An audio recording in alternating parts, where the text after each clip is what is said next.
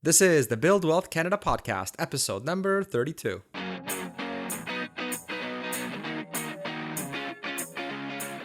Welcome to the Build Wealth Canada podcast, where it's all about becoming debt-free, accelerating your wealth, and taking control of your money.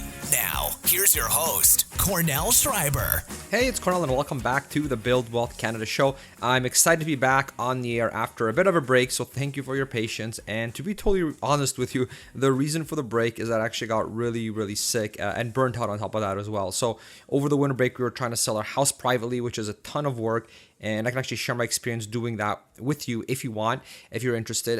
Plus, we were moving into a new house. Plus, there was a day job and doing consulting work on the side. Plus, of course, there was Build with Canada and also trying to be a good husband and father at the same time. So apparently that kind of a workload is not sustainable. And so I ended up getting incredibly sick for several months. It was, really bad. It's never really happened before like that. It was pretty intense and, totally burnt out on top of that.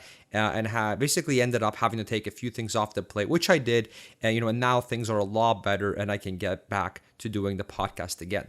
So hopefully I had a chance to catch up on some of the past episodes while I was away. I always try really hard to make the information as timeless as possible so that even if this is the first episode that you've ever listened to, you're able to go back to past episodes and learn a ton as the information doesn't go obsolete. So, there's really no hot stock tips here if that's what you're looking for. Instead, it's all about, increasing financial literacy in Canada and learning best practices that we can all use when it comes to investing, financial planning, and managing our money. All right, so in this episode, we're going to continue covering the subject of how much do you need to retire, specifically here in Canada. So this is from a live webinar that I did with Canadian MoneySaver Magazine. So in case you weren't able to make it, I wanted to basically provide you with as many tips as possible from that presentation in audio form. Now, before we get into that, I want to send a big thank you to our two sponsors that help keep the show on the air, and those are Canadian MoneySaver Magazine and 5i Research. So, in case you're new to the show, 5i Research is Canada's only conflict-free research network. And so what that means is that, as you know, there is a ton of conflict of interest in Canada when it comes to people telling you what to invest in. So let's say you go to your bank and you ask to speak to a financial advisor because you want to invest some money. Well, what many of them will do is try to sell you their investment products, like their mutual funds, for example. So you'll basically get a well-rehearsed sales pitch when you go there, but what they don't tell you is how ridiculously high their fees are compared to just investing the money yourself using ETFs or stocks. So there's also a conflict of interest because they are incentivized either through bonuses or maybe getting a promotion at work to sell you products that make the company the most money, but may not necessarily be the best fit for you and what makes you the most money. So here's the thing. Why would you ask someone what you should invest in when that person has a financial incentive to sell you what makes them the most money as opposed to what makes you the most money? So that you can, for example, retire early because you're not paying ridiculous fees on underperforming investments. So where 5i Research comes in is that they actually have a team of analysts that do the research and all the financial math and analysis for you on the best investments to own, whether it's the top stocks or the top ETFs in Canada, and whether you're a growth-focused investor or a dividend-focused investor. And what makes them stand out is that they don't try to sell you any investment. So they're not getting some commission or fee on the back end. And the result is you're getting unbiased investment analysis and insights where you never have to worry that they are recommending something just because they are getting some sort of extra compensation on the back end. What's also neat is that you can ask them questions like if you're considering, let's say, a particular stock or a particular ETF, or maybe you have no clue what you should buy. And in that case, they can recommend some model portfolios for you depending on your risk tolerance, your objectives, and whether you want to invest in ETFs, stocks, or both. They actually already have over 54,000 answered questions in their database, so you can actually see what others are asking too about the stock or ETF that you're considering buying, and you can see the answers to those questions too. Now, as a listener of the Build Wealth Canada show, you can actually get full access to everything for free for an entire month. So you basically get full access to all the stock and ETF recommendations, all the model portfolios, as well as their database of over 54,000 answered investing questions. And I definitely encourage you to check it out, as at the very least, you're going to learn a ton, and it's all free anyway. And if for some strange reason that's not enough, I've also arranged for Build Wealth Canada listeners to get 2 extra bonuses. So the first is that when you sign up for the free trial, you'll also get a 1-year paid subscription to Canadian MoneySaver Magazine absolutely free. Now, this is the exact same magazine that you see at Chapters and other stores all over Canada, and you get the entire subscription for free for an entire year, no strings attached, just for signing up for the 5i free trial. And the second bonus is that you'll also get 1 question credit for free on the 5i Research site. So you can actually ask 5i's team of analysts your most pressing investment question, and they'll answer it for you using the knowledge and investment tools that you and I simply don't have access to. So enjoy, it's all free, you'll learn an absolute ton, and you can get it all by going to buildwealthcanada.ca/trial. That's buildwealthcanada.ca/trial. All right, now let's get into the show. All right, so what we're going to do is jump right into it. Now, before you listen to this, what I recommend is actually listening to the very first episode of this series. So if you basically go to iTunes, the episode before this one will be part 1 of this presentation. So I definitely recommend you check that out first if you haven't already, because here we're kind of basically continuing off for kind of where we left off. And we're kind of jumping now a little bit into a bit more advanced things right off the bat. And if for some reason you're not an iTunes user, what you can do is you can just go to buildwealthcanada.ca/31. So just the number 31. And that's basically kind of the show notes for the first part of the episode. So you can go there, you can download the episode if you'd like, and kind of see it from there. So definitely I recommend you check that out first. All right, so now let's get started. Let's continue the presentation. So when you're sitting down with your financial planner, one of the things you want to consider is having your investments in your RRSP and your TFSA. Make sure that, they should know the kind of pros and cons of each and how to strategically allocate your investments, between these two accounts. And so, this is kind of an important point worth mentioning, because I noticed, if you go and you check out blogs on RRSPs or TFSAs, or, you see it on the news maybe, what you'll notice is that a lot of times the big question is, should I put money in my RRSP or my TFSA? It's kind of like a, one or the other deal. Very, very rarely, or I don't even know if I've ever heard someone say, hey, put money in your RRSP and your TFSA. That's to not be mentioned a lot, right? So, what you actually want to do though is you do want you to put your investments in your RSP and your TFSA. And the reason for that is it can actually help you a lot from a tax minimization perspective.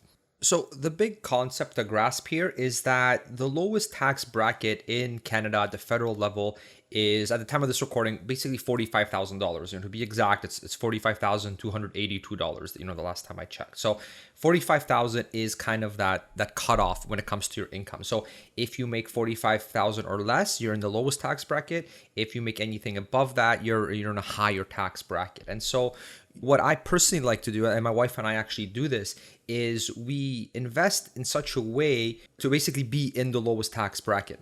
So, the way you can do that, for instance, is with your RRSP. So when you invest money in your RRSP, that lowers your taxable income for that particular year, right? So let's use a kind of an example. So let's say you make $50,000 a year. Okay, so when you do that, the first $45,000 is taxed at that lowest tax bracket, but the next $5,000, after that, that's now taxed at the next bracket. And so if what you did is you basically took that $5,000 and you invested that into your RRSP, then now you're basically, you basically just lowered your income to, $45,000. And so that's something that's kind of, what my wife and I do to basically be, kind of in that lowest tax bracket.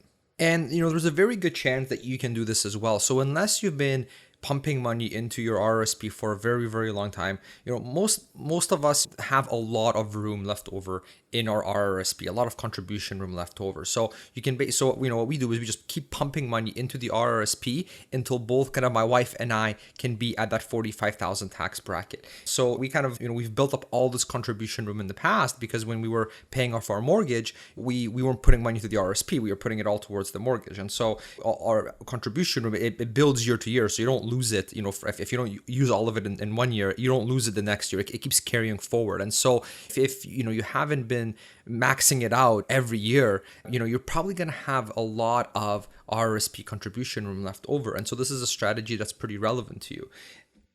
And so, what we personally do is we keep putting money into the RSP until we're both at that $45,000 level, until we're in that $45,000 kind of dollar, that lowest tax bracket. And then once we hit that, we stop putting money into our RRSP for that year, and we then take the extra money that we want to invest, and we now put that into our TFSA, because with the TFSA, it doesn't impact your tax bracket. And so this way, you're kind of using the RRSP and the TFSA to pay kind of the least amount of tax possible, and you still have money kind of in both accounts. And that gives you a lot of flexibility as well when you get older and you're retired and you actually want to start withdrawing that money. So that's what we're going to talk about next. Now, to really kind of understand this, you do have to know how an RRSP works and how a TFSA works. So, in this episode, I'm kind of assuming that you already understand the mechanics of the two, the differences between the two. If you don't, if it's something you would like some more clarity on, let me know. I don't send me tweet it out or put a comment in the episode show notes. Whatever you'd like, just reach out to me, let me know. And then if you want, I can kind of cover sort of those mechanics in a bit more detail, or in a lot more detail if you want, sort of in a future episode. And now, so I mentioned it, the RRSP contribution room. So if you're not really sure how much you have, if you're not sure what that is, to see if you can actually employ the strategy, there's basically two kind of ways that you can find out pretty easily. So the way I usually figure it out is I just log into the CRA website. So the Canada Revenue Agency, you go to their website, you log in, and in there you can see what your how much contribution room you have left in your RRSP. So that's kind of the way I like to do it.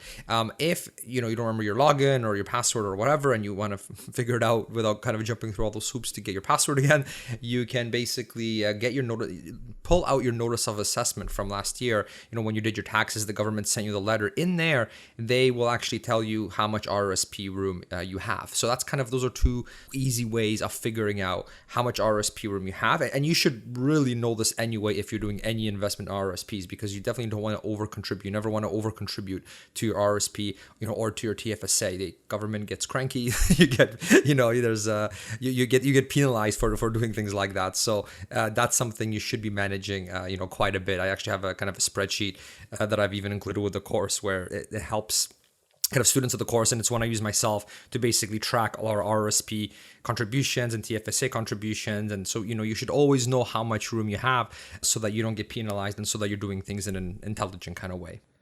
All right, so that's kind of how, I personally use RRSPs and TFSAs together to basically save money on taxes, to do sort of things in an intelligent way when it comes to investments. Now, another big advantage of having money in your RRSP and your TFSA is, when you actually retire. So we talked about this $45,000 sort of dollars, right? That's kind of the cutoff. So let's say that you had all of your investments just in RRSPs. Let's say you read some blog post that RRSPs are great and you feel they're better than TFSA for whatever reason, in all cases, maybe, and so you go, okay, I'm just going to do RRSP because they're way better than TFSA. Which is not true. I mean, they're both different vehicles that you use strategically, kind of depending on, your strategy and your circumstances. So yeah, let's say you had all of your money in your RRSP. So the reason that's a problem is because when you retire, so let's say you hit age 71, now you have to convert all your RRSP savings. You have to convert them into a RRIF. So now you basically, you're forced by the government to start taking money out of your RRSP. Okay. And remember that 45,000 cutoff, right, for the lowest tax bracket. So let's say, the government forces you to take out a certain percentage. So for example, right now, time of this recording, you're going to have to take out 5.28%, let's say, when you hit the age of 71. So, so you take that out. And now let's say, okay, you're forced to take that out. You've got this money out of your RRSP, you're getting taxed on it, but you actually need more than that. Let's say you need a lot more than that to live in your retirement. So what do? Well, you have no choice. You put all your money in an RRSP, and so you've got to take whatever additional money you need. You take that out of your RRSP as well. And every time you take money out of your RRSP, that contributes to your income. And so if all your money is in your RRSP, then you're basically much more likely to get above that $45,000 cutoff, right? Because if basically you need more than $45,000 or more in your retirement, you're going to hit that bracket. And so instead, kind of what a more, I would say, a smarter thing to do, a good strategy to do instead is, okay, let's say you take out money out of your RRSP, let's say, to get you to that $45,000 cutoff. And then if you still need money on top of that, because I don't know, maybe you want to travel the country in an RV or have a big Europe trip or whatever, if you need more than that $45,000 in that year, you can take the rest out of your TFSA, right? And when you take money out of your TFSA, that doesn't impact your income tax bracket. That's all tax free, right? And so in this kind of with a strategy, you're basically able to remain in the lowest tax bracket, and you're not being forced to get taxed at a higher bracket, even though you want to spend far beyond what that lowest tax bracket is. So, I hope that makes sense. It's a little, it is a little complicated. You do have to understand how RSPs work. You have to understand TFSAs work to get this. You have to understand how tax brackets work. So it is kind of I'll call it like an intermediate level strategy, right? It's not like kind of a, you have to kind of have a bit of a foundation. So if this is confusing, if you have no clue what I'm talking about, let me know, and I'll kind of have some more episodes where we sort of cover these basics. But this is, like I said, this is something that I use. It gives you a lot more flexibility in terms of when you're retired, but also right now, it kind of, you can use these strategically to be in the lowest tax bracket. So yeah, hopefully that made sense and didn't make your eyes glaze over. But the amount of money that you can save on this is very, very significant. So it is worth trying to maybe re-listen to it and try to kind of understand it. And let me know if you don't get it. I'll be happy to kind of clear it up on the next episode, or or on the blog post, or whatever the case may be. All right, so now that was the heavy hitter. That was the big lunch. Let's now move on to some things that are a bit less complicated, but still very, very important.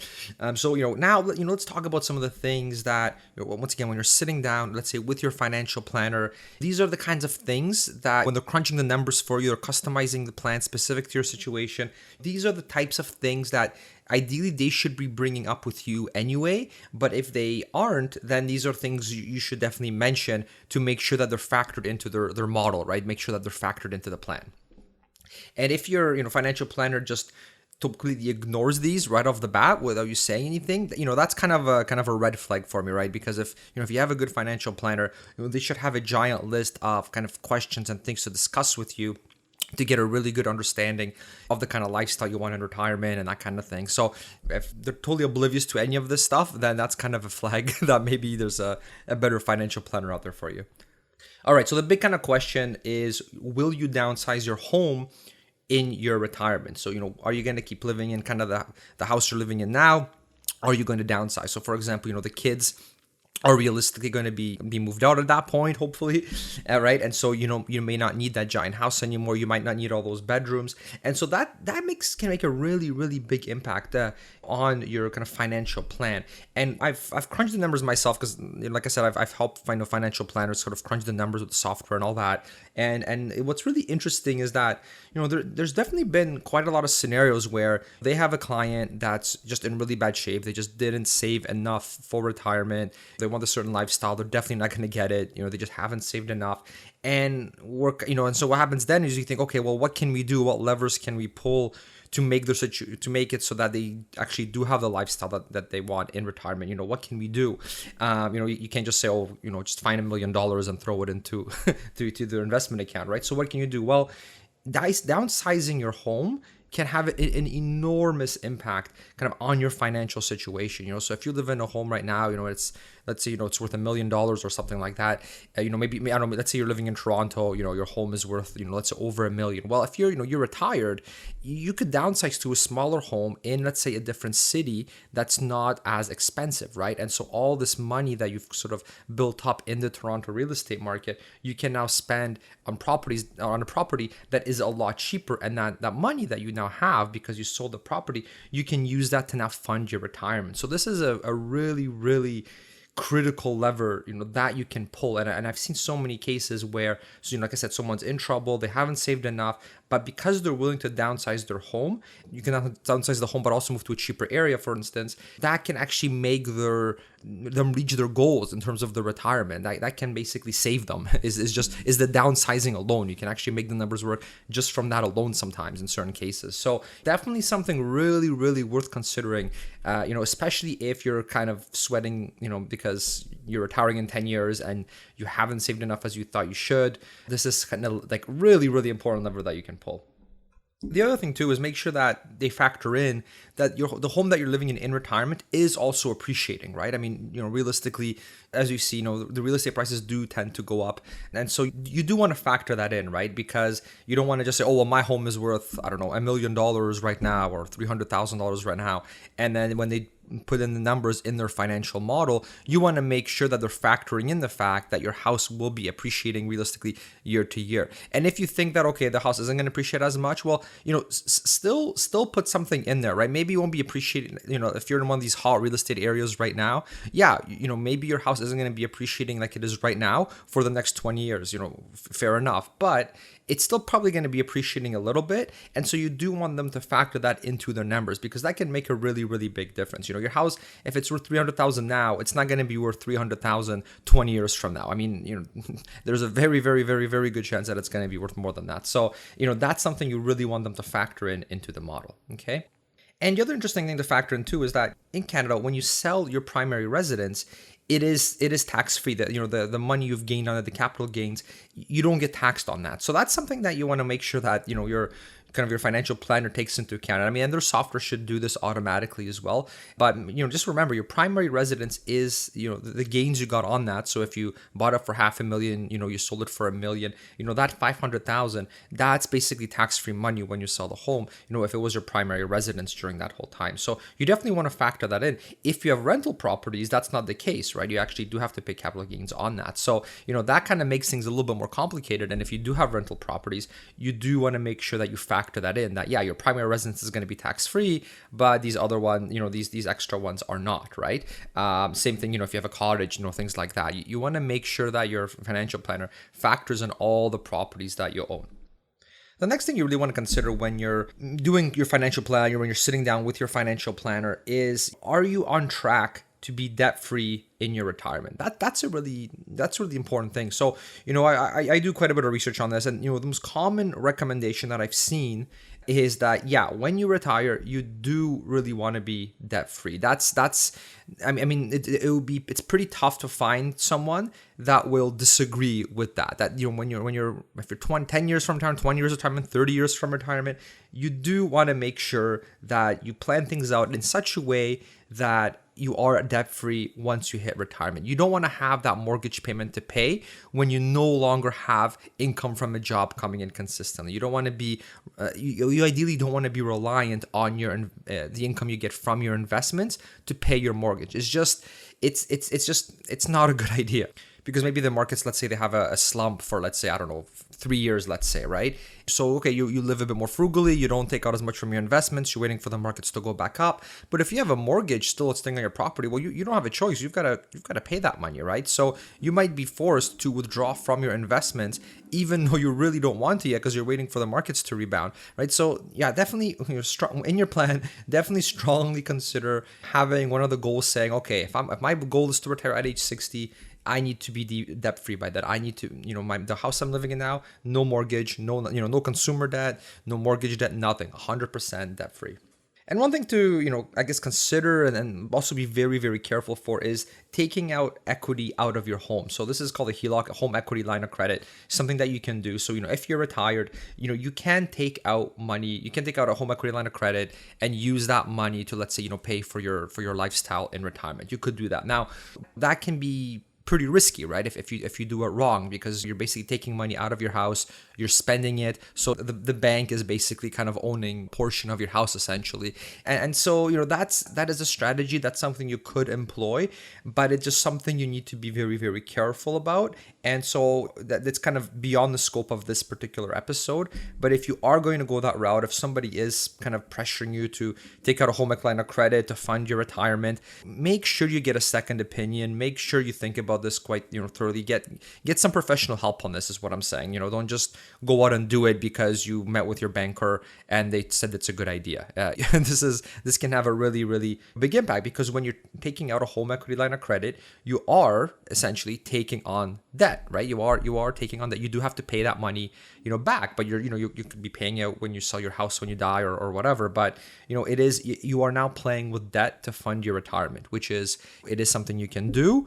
But it's something, if you are going to do, has to be done very, very carefully. So I just want to put a giant red flag in there, or put a star beside it, to make sure you don't kind of rush into it, unnecessarily. Give it the respect, the thought that it deserves, because you are playing with that, and debt in retirement is kind of a risky area to be in. So you want to make sure, if you do decide to play that game, that you do it in an intelligent way. But with that said, though, I mean, it is an interesting strategy because I have heard of some people what they do is they will say, okay, let's say you have you're retired and you just absolutely love your home. You don't want to move. You're crazy about it. The home has lots of memories. Your grandkids grew up there. Whatever, right? You have sentimental value to a home. You don't want to downsize. You want to stay there indefinitely, but you don't have enough money in your investments to fully fund your retirement. So you need money from somewhere, and technically you can pull it out from the home that you want to stay in, right? Because you don't want to downsize. You want to stay there. So a HELOC can be used to facilitate that. That is a tool, that can be used. And some financial planners, might recommend that if you're dead set on not moving out of your existing home, then you need the money basically. But like I said, just be very, very careful with that. Make sure if you do pull this off, you're doing it with someone that really knows what they're doing, and that you trust. All right, so what other key factors should we consider when we're sitting down with our financial planner doing this plan? What other things should we bring up and discuss and factor into our plan? Well, a really, really big one is when to take CPP and OAS. So Canada Pension Plan and Old Age Security, right? So this is money that you get from the government, and there's all types of different sort of tactics about, when to take it to decrease your, just so that you save money on taxes, there's quite a bit of complexity around it. It's beyond the scope of this particular episode, but just keep in mind that this is a very, very key thing. If your financial planner is good, this is one thing that should be top of mind for them is, they should literally be crunching the numbers to say, okay, to save you the most money on taxes as possible, when should we take CPP? When should we take OAS? How can we do it in such a way so that you don't pay tax that you don't have to pay? All right. So just make sure that that's something that, once again, I'm just putting a giant flag beside that. Make sure you bring that up, and they should be able to say, okay, you're taking your CPP and OAS out at this and this time, and here's why, and that should make sense to you. And this shouldn't be something that they're fumbling around with, as it can have a really, really, really big impact because, those contribute to your taxable income, which obviously, is linked to how much taxes you pay and all of that. It's kind of linked to the money you take out, how much you should be taking out of your RSPs when you factor in the CPP. I mean, it gets complicated. This is kind of what the good financial planners get paid for, right? Is to move the different things around. Like, we're gonna get this much money from our CPP. We're gonna take it this year. We're gonna take this much from get this much from OAS. We're gonna get it this year, or maybe we're gonna delay it by this many years for this reason. And then we're gonna take this much out of RSP, this much out of TFSA. There's all these kind of pieces of the puzzle that are out there, and a good financial planner will take those and they will assemble them in such a way to minimize how much taxes you pay. Okay, so just once again, putting a giant flag beside that one. This is something they I mean, if they just completely ignore this thing, that's a giant red flag for me. That's just just crazy if they if you have to bring that up and they don't bring it up. That's a big big flag. All right, so that's one thing, the critical thing to consider. The other thing you want to make sure they factor in is, will you need to take care of children during your retirement, right? So that's maybe maybe you had kids a lot later. Maybe I don't know, maybe you hear these kind of scenarios where the kids live with their parents for a really, really long time, right? So that's something, if your kids are going to be living with you longer for whatever reason, make sure you factor that in. Kids do cost some money, so factor that in, right? What if your kid's still living with you? Maybe you won't be able to downsize, right? Because the new home won't have enough room for them, that kind of a thing. So obviously this can have an impact. Also, a kind of a more common one that you might have deal with is, what about your elderly parents? So what about them, right? When you retire, do you think your parents are going, and your spouse's parents, do you think they're going to have enough money to be able to successfully sustain themselves in their retirement? Because there are cases where you retired, you're good to go, and your mom and dad, or your spouse's mom and dad, they've basically run out of money in their retirement, and now you feel an obligation because they're family to help pay for their retirement, or at least help them meet their kind of bare essentials so that they can have a good enough standard of living, right? So this is something you do want to factor in, especially if your parents are, I don't know, maybe they went through bankruptcy, or maybe they just didn't bother investing for whatever reason. Just think about that, right? That's something you definitely want to factor in case your parents are totally thinking they're going to just rely on you in their old age. That's a conversation you want to have with them. The other thing, kind of on a related subject, is what if you or one of your parents need to be put in some type of a home, right? Like let's say they have some sort of medical issues and they need to be put in a nursing home, that kind of thing. I mean, those places do cost money, right? So that is something you want to factor in. How is your health? How is your spouse's health? How is your parents' health? How are your spouse's parents? How is your spouse's parents' health, right? These are things you want to consider, right? If there's a giant, if let's say you have a history of, I don't know, Alzheimer's in your family, let's say, or a history of stroke, or whatever, there's all types of different sort of diseases out there that are hereditary. I'm not a doctor, I don't know what all those are, but you can figure that out. And if that you do have a history of that in your family, you should factor that in, because maybe there is a good chance that you'll have to put one of your parents in a home, or that you might be in a home because of some sort of disability that's been part of your family for generations. So definitely want to factor that into your retirement, because some of these these homes, I mean, they can get really, really expensive, especially if you require a lot of care. All right, and then the kind of last thing I want to say about this particular thing is have a goal of how much you want to contribute each year to your TFSA and your RSP. So when you're sitting down with your planner and you go through all these things and you have this giant plan, at the end of the day, you want to make sure you have that set, concrete, objective goal of, okay, in order for us to hit our plan based on all these different things we've considered, this is how much I need to be putting in my RSP and my TFSA, every single year. And make sure that you have that, because this isn't something you just want to, I'll put money in my TFSA when I have some spare money laying around or whatever. I mean, this is too big of a deal to just kind of wing it, right? You obviously don't want to do that. You don't want to be living kind of in poverty or close to it, because you kind of took this too lightly and didn't plan out sufficiently. So definitely make sure once all is said and done, do you have a specific goal, financial goal for your investments? How much you invest in every month to be able to get that standard of living that you want in your retirement. All right, so let's move on. So another thing you want to consider is, are you going to be working part-time in your retirement, or you or your spouse? So for example, will you want to do some sort of consulting on the side? Maybe you're going to have your own business, or maybe there's a business you always want to start. Are you going to be generating some extra money? Because obviously that can have a really, really big impact on the kind of lifestyle you have and on your financial plan. So definitely think of that, factor that in. And if it's something you've never really thought of, like doing consulting or your own business in retirement, definitely think about it, because it can really make an enormous impact on your financial plan and the kind of lifestyle that you have in retirement, right? Because let's say the markets are down. Well, if you have, and you don't want to withdraw the money, ideally, right? Because you're waiting for them to go back up. So, let's say that situation kind of happens. Like, let's use a kind of extreme example, right? Let's say 2008 happens again, right? Big market crash. You don't want to take out stocks because you're waiting for the market to rebound. So, if you need the money, you're kind of forced to do it, right? If you have no other income coming in. But if, let's say, you have some consulting on the side, or you have your own business on the side, well, then you just, you take the money from that business and you live off of that while you're waiting for the markets to rebound, right? So definitely makes a huge difference. Can totally change the numbers if you decide to do this. And there's the financial component too, but it also, having something like your own part-time thing, it can help you with other things too, right? Like, it can be fulfilling to you. It will keep your brain fresh. So instead of, watching TV too much or whatever, you're actually thinking, you have your own kind of practice or your own business. I mean, I would argue it's a healthy thing, right? In retirement, to keep your brain fresh, to keep yourself getting challenged. I remember reading an article about this. They did some study on CEOs, and what they found is that once they were retired, their life expectancy dropped drastically. And so I always found that really kind of an interesting study, right? Because here you've got these, probably these type A personalities that are, they've been really just pushing their whole lives, very ambitious people, right? They got to the CEO level at some big company, and then now, they retire, and all of a sudden their life just slows down immensely, right? They don't have that thing that they had for so many years.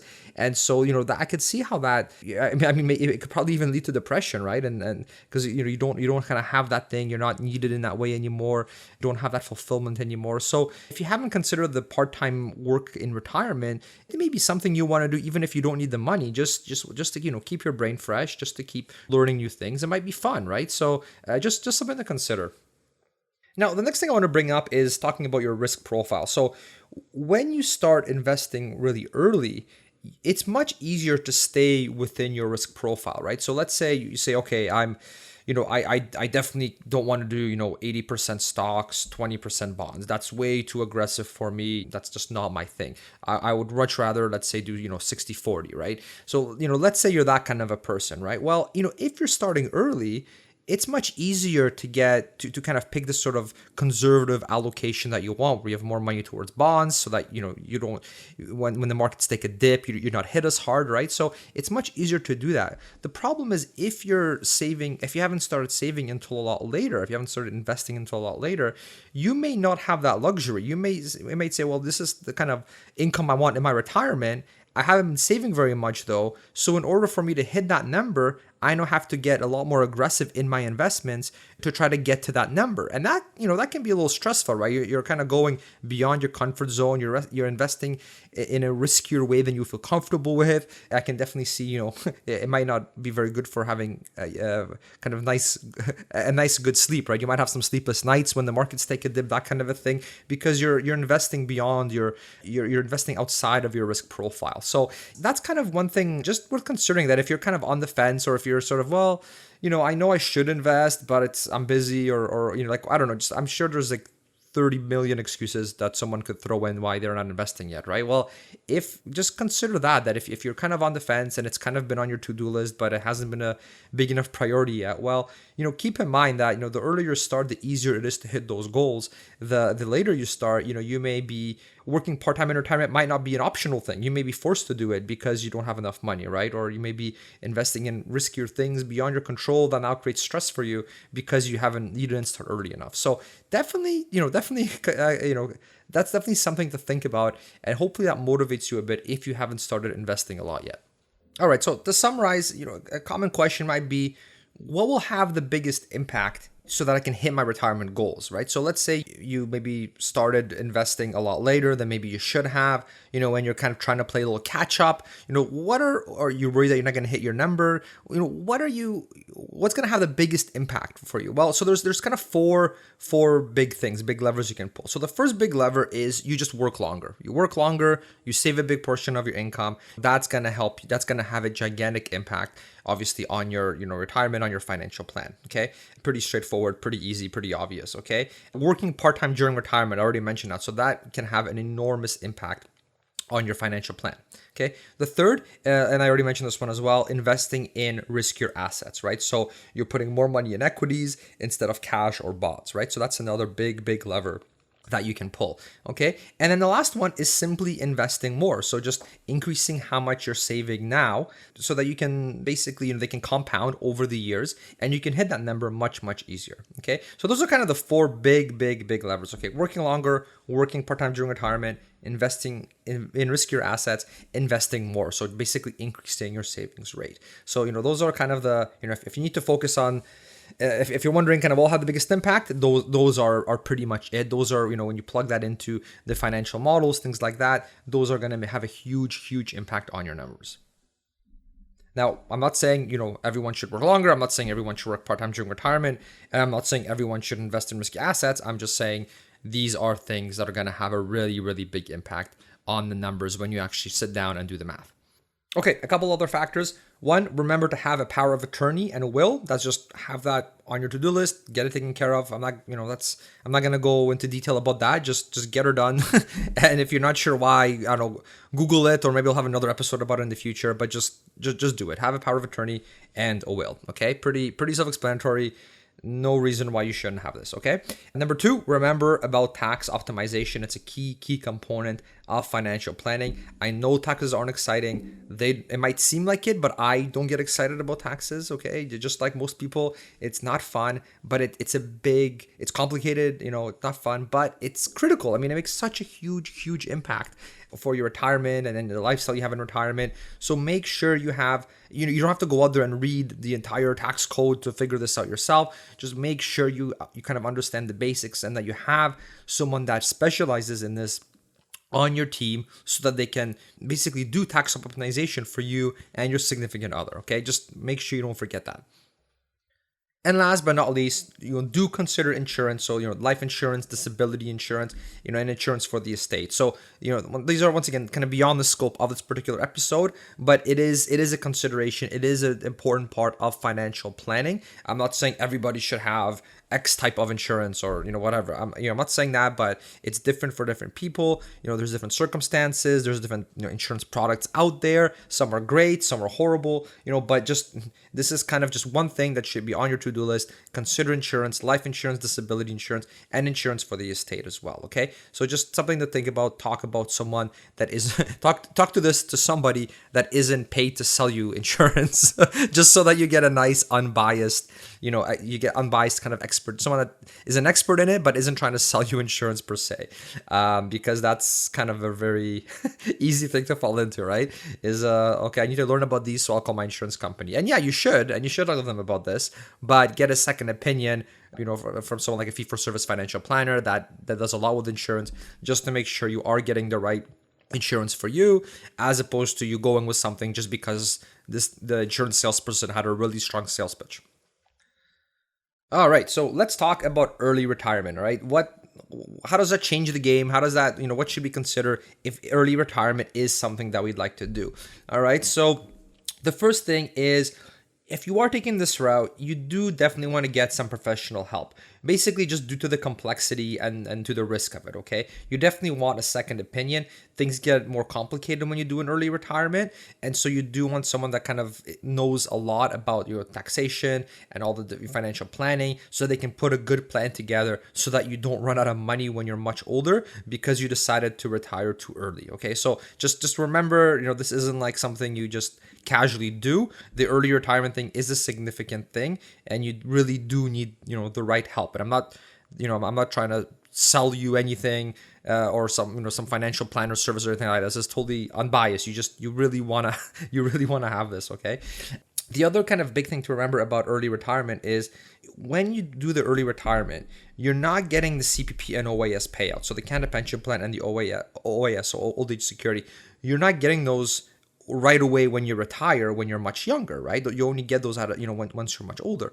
And so because of that, because you don't get those right away, like let's say you retire in your 40s, let's say, right? You're not going to get them for a while. So the money that you would normally get from them, you've got to offset that with something. When you're retired, yeah, you're going to get it and things will be great, but you're not getting that CPP OAS yet. So you do need something to offset those amounts. And another big thing that happens when you're moving from kind of just because okay, when you're younger, right, when you're saving before retirement, you're kind of in growth mode, right? So you're investing in assets that will grow, right? That's kind of what you're doing. Now when you are in retirement, it changes, right? Now you're not so much concerned about your assets growing. You now want, instead, your bigger focus is you want those assets to spin off income for you, okay? Because now you actually need, like for example, dividends, right? You need those dividends because now you want them to use them so that you can go and you can fund your retirement, your early retirement. So when you do the early retirement thing, a big kind of change is that you're not going to have, let's say, everything in growth anymore. You're going to want some more. You're going to want something that is actually going to give you income, right? So you want some fixed income, or you want something that will give you more dividends. So that's kind of an important thing to consider, right? Is if you're hitting that, or if you're planning to be retire early in 5 years or whatever, or 10 years, whatever the case may be, make sure your financial planner kind of explains that to you, right? And how the strategy will change once you actually hit retirement.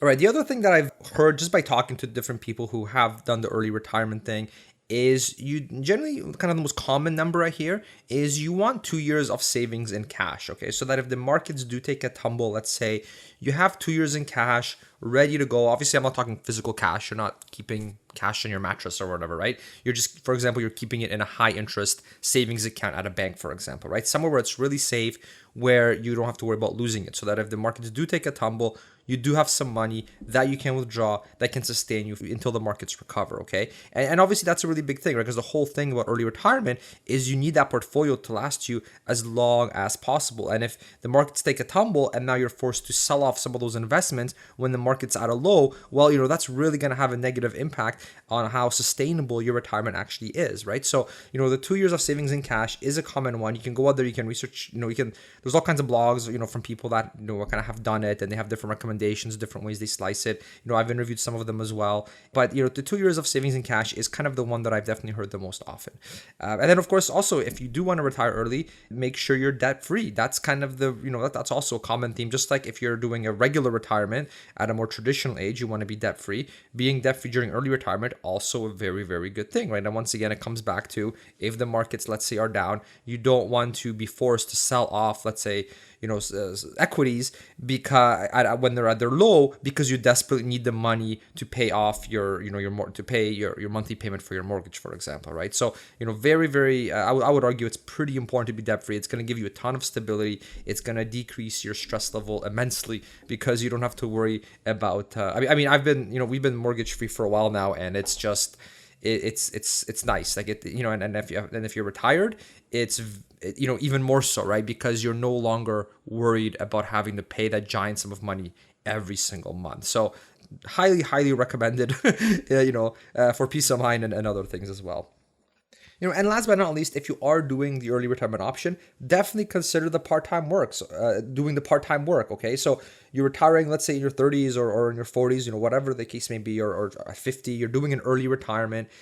Consider doing the part-time work. Like I said, it'll give you some fulfillment. It should, right? It should keep your brain fresh. And also, once again, you can ride out bad markets because you've got that income coming in, let's say, from the business that you're doing part-time. So, definitely something to consider strongly when you do retire early. I mean, everyone that I've kind of, interviews I've listened to of people who have retired early, I don't think I've spoken to anyone or heard anyone where after retiring early, they literally just stopped working entirely. So they just sit on the beach all day or surf all day or whatever.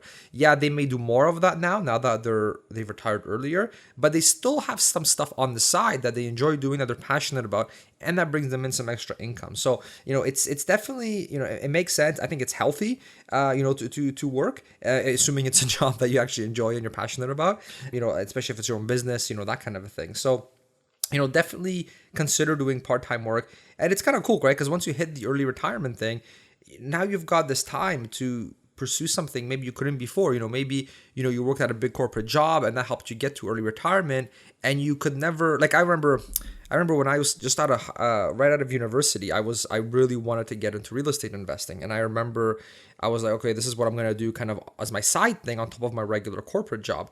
But I remember, I was in the GTA, so, the Greater Toronto area, where the traffic is just ridiculous. And I remember, I'll come back from work, you're in traffic for quite a while. And by the time you get home, you're exhausted, right? You're just tired. You've been working all day. You've been in traffic.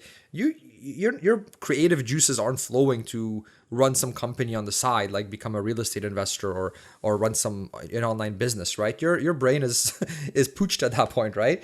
And so you can't, so I remember there, I was like, I can't do this real estate thing on the side because the full-time job just takes up, it takes up all my bandwidth. But when you do the early retirement thing, now you can actually do that, which is pretty neat, right? You don't have that commute, you don't have that job taking up all those hours. You can kind of pursue that passion or that, that type of business you always wanted to open but never had the time to do, for example. So, definitely worth considering, I would say. All right, so that's it for the kind of early retirement considerations. And these are just, these things I just mentioned, they're kind of the commonalities that I've noticed when I interviewed those that have done so, and when I've read kind of what other experts recommend in other fields. So this is kind of, I would say, a summary of sort of the top things I found in terms of top considerations for an early retirement. So hopefully that helps you if that's something that sounds appealing to you. All right, so we're almost done. It's a lot of information to take, and I totally realized that. I was thinking of even breaking it up into another episode, but let's just get it all out there. You can always take a break if needed. So, other key factors to consider when you are meeting with your financial planner, when you're doing an actual plan. So, one thing that's pretty important is have a best case, the most likely, and worst case scenario. So having kind of the three, I really like that, right? Best case scenario, this is what's going to happen. Most likely, based on historical averages, things like that, this is what's going to happen.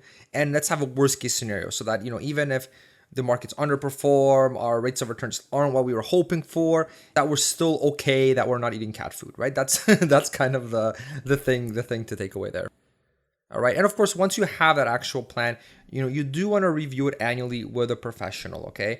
Because things change, right? So when you do review it with a professional financial planner, they can factor in things like changes to taxes and other regulatory changes. So, changes that the government makes to the RSP or TFSA, or changing to the CBP and OAS rules changes, things like that. Government changes things periodically. You want someone in your corner that keeps track of that has, that's kind of listening for those changes and knows what kind of impact that's going to have to your financial plan, so they can modify it accordingly. So that's kind of another reason why, when you do a financial plan, it's not a one-time thing. You do want it reviewed ideally on an annual basis, so you can factor these changes in and adjust your plan accordingly. Okay. Also, when you're meeting with a professional, let's say once a year, they can update the market returns and the interest rates, right? So maybe a couple years ago, you thought you were going to be making this much of a return, but turns out, the markets actually haven't performed that well, or maybe they performed better than you thought, and now, that's going to make an impact on your financial plan. So you do want your financial planner to factor in the latest numbers, the latest market returns, what your portfolio is worth now versus what you thought it would be worth a year ago, and how does that impact things, okay? And another big thing is, you do want to review this with a financial planner annually, because you realistically are going to have changes in your own life. So for example, you may have children, which is obviously going to make a big impact, right, on your financial situation, your financial plan. You may move, which could have a big financial situation, right? Maybe you're living in kind of a smaller town and all of a sudden you decide to move to Toronto for a job. Well, that's going to have a pretty big impact, right? With the real estate changes, all of that, your income might be different now, that kind of thing. Lots of different implications when you move, right? So, they can factor that in as well into your financial plan.